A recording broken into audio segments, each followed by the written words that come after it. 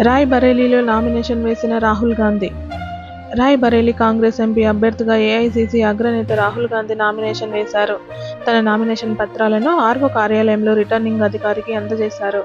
రాహుల్ వెంట ఆయన తల్లి సోనియా గాంధీ, సోదరి ప్రియాంక గాంధీ, ఖార్గే, రాబర్ట్ వాద్రా ఉన్నారు. రాహుల్ గాంధీ మొదట అమేథీ నుంచి పోటీ చేస్తారని అంతా అనుకున్నారు. కానీ రాయ్ బరేలీ నుంచి తన తల్లి సోనియా గాంధీ తప్పుకోవడంతో తన తల్లి స్థానం నుంచి పోటీ చేయాలని రాహుల్ గాంధీ డిసైడ్ అయ్యారు.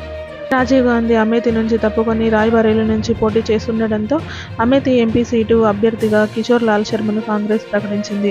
26 ఏళ్ల తర్వాత మళ్లీ గాంధీ ఎదురు వ్యక్తి బరిలో నిలిచారు.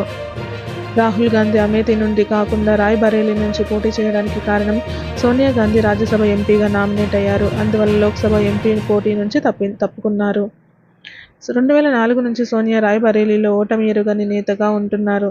దీంతో సోనియా కంచుకోటను పదిలంగా కాపాడుకోవడం ఇప్పుడు రాహుల్పై ఉన్న అతిపెద్ద బాధ్యత. అందువల్ల ఆయన అమేథీ నుంచి కాకుండా రాయ్ బరేలీ నుంచి పోటీలో నిలుస్తున్నారు. రాహుల్ గాంధీ అమేథీ నుంచి కాకుండా రాయ్ బరేలీ నుంచి పోటీ చేయడంపై ప్రధాని నరేంద్ర మోదీ స్పందించారు. వయనాడులో ఓడిపోతాననే భయంతో రాహుల్ గాంధీ వేరే స్థానంలో పోటీ చేసేందుకు చూస్తున్నారని నేను ముందే చెప్పానని అంటున్నారు.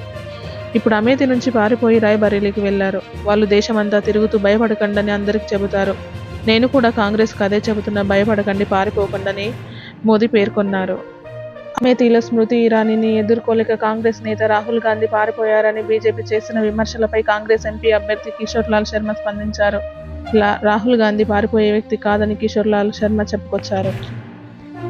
ఏపీలో పెదకూరపాడు సభలో ఏపీ సీఎం జగన్ మాట్లాడుతూ మాయ మాటలతో 2014లో ప్రజలను మోసం చేసిన కూటమి ఇప్పుడు మళ్లీ వస్తోందని విమర్శించారు. చంద్రబాబు మేనిఫెస్టోలో పెట్టిన హామీల్లో ఒక్కటైనా నెరవేర్చారా అని ప్రశ్నించారు.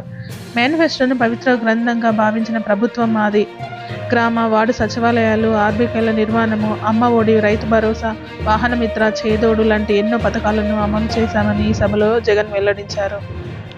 ఏపీలో టీడీపీ అధినేత చంద్రబాబు ప్రజల సొంత ఆస్తుల పట్టా, పాస్ పుస్తకాల మీద జగన్ ఫోటో ఎందుకు? ఆయన ఏమైనా ప్రజల వారసుడా అని అన్నారు. ఆస్తి తాలూకు ఒరిజినల్ పత్రాలు తన దగ్గర ఉంచుకొని హక్కుదారు చేతికి జిరాక్స్ కాపీ ఇవ్వడం ఏంటి? ప్రజల ఆస్తుల మీద జగన్ అజమాయిషీ ఏంటి? ఇలాంటి వ్యక్తి చేతిలో అధికారం ఉండటం ప్రమాదకరం. ఇది ప్రజలు గ్రహించాలి అని చంద్రబాబు మాట్లాడుతున్నారు. లోక్సభ ఎన్నికల సందర్భంగా రాష్ట్రానికి కాంగ్రెస్ ప్రత్యేక మేనిఫెస్టోను ప్రకటించింది.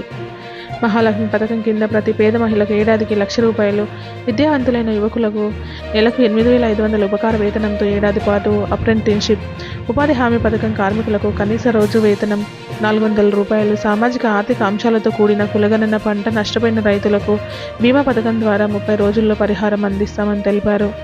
మరియు గత హామీ మేరకు ఐటీఐఆర్ ప్రాజెక్టును ప్రారంభిస్తామని, భద్రాచలం వద్ద ఏపీలో విలీనమైన 5 గ్రామాలను రాష్ట్రంలో కలుపుతామని, సైనిక పాఠశాలలు, కేంద్రీయ విశ్వవిద్యాలయాలు, నవోదయ స్కూల్స్ ఏర్పాటు చేస్తామని, బయ్యారం ఉక్కు కర్మాగారం నిర్మిస్తామని తెలిపారు. రాష్ట్ర అవసరాల మేరకు దీన్ని రూపొందించినట్లు మంత్రి శ్రీధర్ బాబు వెల్లడించాడు.